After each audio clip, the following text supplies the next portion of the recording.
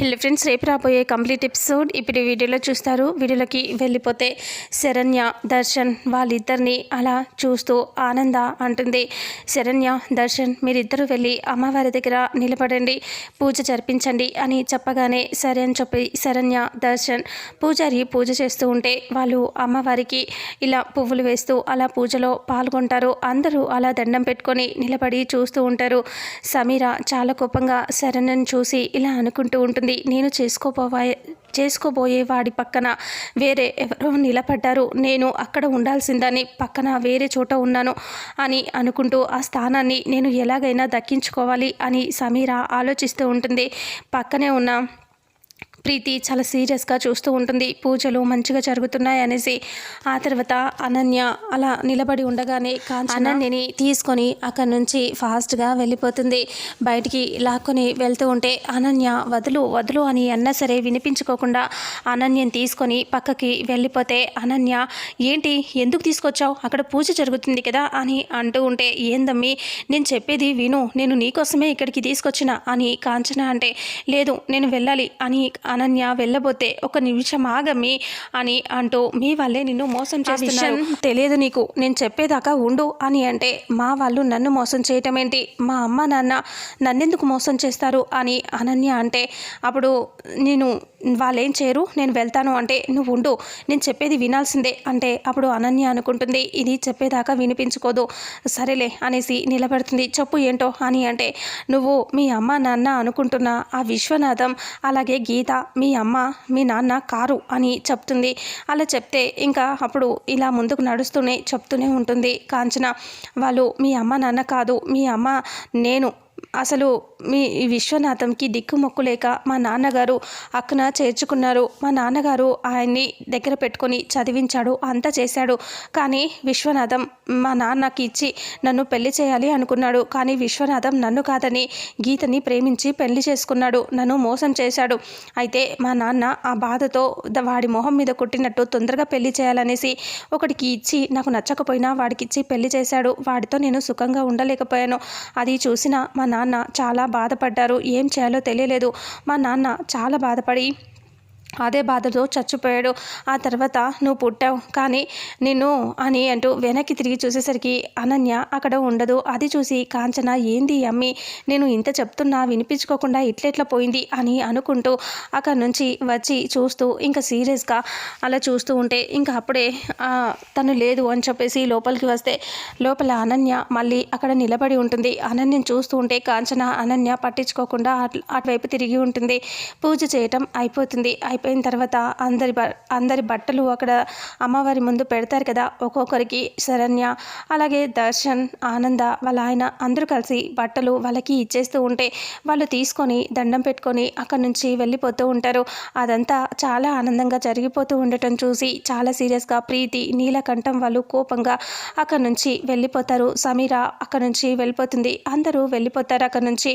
రోహిత్ అలా వెళ్ళిపోతూ ఆలోచిస్తూ మేము నెమ్మదిగా అక్కడి నుంచి వెళ్ళిపోతామని వెళ్ళిపోతూ ఉంటే ఒక్కసారిగా అలా చూస్తూ దర్శన్ అందరూ చూస్తూ ఉండగానే రోహిత్ వెళ్ళిపోతూ ఉంటే ఆనంద ఇలా అంటుంది, ఈరోజు మా కుటుంబం పరువు కాపాడావమ్మా, అసలు ఈరోజు ఇలాంటి సిచ్యువేషన్ వచ్చింది, ఈరోజు అసలు కుటుంబం పరువు పోకుండా మన ఇంటికి కాబోయే కోడలు మంచి చేస్తుందని నువ్వు నమ్మిన మాట మన కోడలు నిలబెట్టింది ఆనంద అని అంటే అప్పుడే అలా చూస్తూ ఆనంద నవ్వుతూ చూస్తుంది. నాకు తెలుసు మన కోడలు మన పరువు కాపాడుతుందని అని అంటూ ఉంటే అప్పుడు శరణ్య అంటుంది, అది కాదంటే మీ ఈ ఇంటికి పరువు కాపాడటం కోసం అమ్మవారి విగ్రహం తేవటం కోసం నేను ఈయన ఎంత కష్టపడ్డామో అంతకు మించి మీ పెద్ద కొడుకు అంతకు మించి కష్టపడింది ఇంకొకరు ఉన్నారు అంటే ఎవరు అంటే ఇంకో అదిగో బావగారు వెళ్ళిపోతున్నారేంటి అని శరణ్య అంటుంది.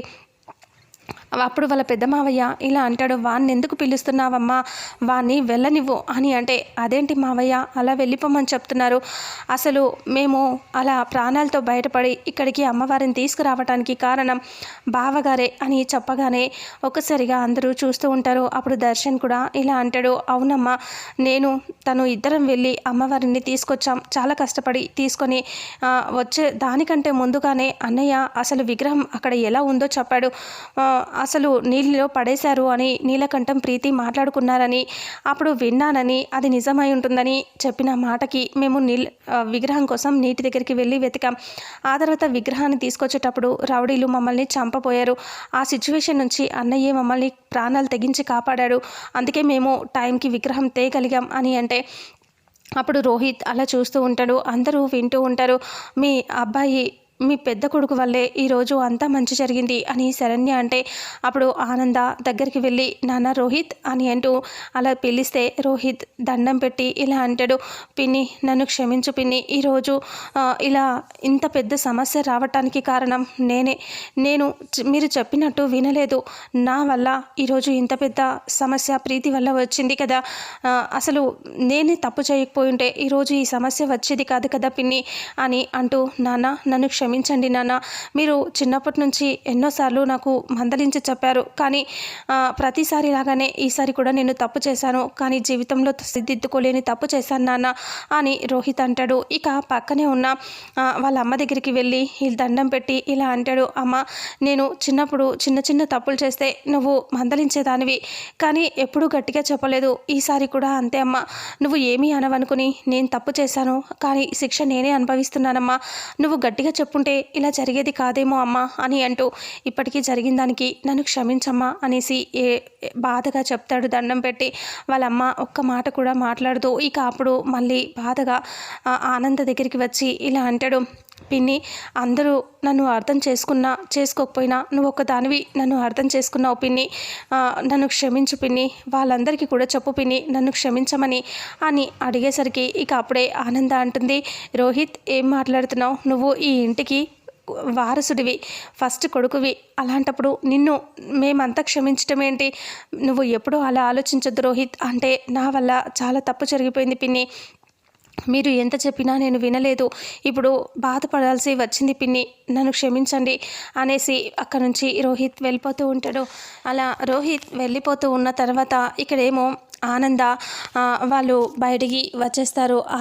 వాళ్ళు బయటికి వచ్చేసరికి బయట ప్రీతి నీలకంఠం వాళ్ళు వెళ్తూ ఉంటారు. ఒక్క నిమిషం అనేసి ఆనంద అంటుంది. అందరూ అలా ఆగిపోయి చూస్తూ ఉంటారు. ఆనంద దగ్గరికి వచ్చి ఇలా అంటుంది, ఏంటి ఈరోజు మీరు చేసిన తప్పుని కప్పిపించుకొని ఈరోజు నా మీద నిందలు వేసి ఇదంతా నన్ను బ్లేమ్ చేయాలి అని చూశారు. ఒకరిని అవమానపరిస్తే ఏం వస్తుంది, నేను ఇక్కడ ఉన్న ప్రజలందరూ సంతోషంగా ఉండాలి అని చెప్పి విగ్రహం తెప్పించి అమ్మవారి దగ్గర పూజలు చేసి అంతా మంచి చేయాలి అని నేను అనుకుంటుంటే మీరు దాన్ని నాశనం చేయాలని చూస్తారా, విగ్రహాన్ని దొంగిలించి నన్ను బాధ పెడతారా అని ఆనంద అంటుంది. ఇన్ని రోజులు చేసిన తప్పులు ఒకెత్తైతే ఈరోజు ఇంకా మాటలతో చెప్తూ వస్తున్నాను, కానీ ఈరోజు మాత్రం అని ప్రీతిని లాగి చంప మీద కొడుతుంది ఆనంద. ఉలిక్కి పడి నీలకంఠం చూస్తూ ఉంటాడు. ప్రీతి అలా చూస్తూ ఉంటుంది చంప పట్టుకొని, ఏంటి ఎందుకు కొట్టావు అనే పరిస్థితిలో అడిగే పరిస్థితిలో నువ్వు లేవు చూసావా, అది నీ దురదృష్టం అని సీరియస్గా అంటుంది. నువ్వు తప్పు చేసావు కాబట్టి ఈరోజు అడిగే పరిస్థితి నీకు రాలేదు, నువ్వు ఇలాంటి వాళ్ళతో కలిసి ఇలా చేయటం కరెక్ట్ కాదు. అయినా నీతో చెప్పాను కదా, ఈ ఉమ్మడి కుటుంబాన్ని కాపాడగలిగే కోడల్ని తీసుకొస్తానని చెప్పాను కదా అని అంటూ ఆనంద అంటూ ఉంటే శరణ్య అందరూ అక్కడ నిలబడి ఉంటే ఆనంద వెళ్ళి శరణ్యని తీసుకొచ్చి ప్రీతి ముందు నించోబెట్టి ఇలా అంటుంది, చూడు ఇదిగో ఈ ఉమ్మడి కుటుంబాన్ని నా తర్వాత కాపాడేది నా కోడలు, తీసుకొచ్చాను చూడు అని అంటూ శరణ్యని చూపిస్తే అప్పుడే చాలా కోపంగా ప్రీతి శరణ్య వైపు చూస్తూ ఉంటుంది. ఇంతటితో రేపు రాబోయే ఎపిసోడ్ ఎండ్ అవుతుంది. మరుసటి ఎపిసోడ్లో ఏం జరుగుతుందో తెలుసుకుందాం. వీడియోని చూసిన ప్రతి ఒక్కరూ వీడియోని లైక్ చేయండి, షేర్ చేయండి, కామెంట్ చేయండి. అలాగే మన ఛానల్లో మరిన్ని అప్డేట్స్ కోసం ఛానల్ని సబ్స్క్రైబ్ చేసుకోండి. Thank you so much.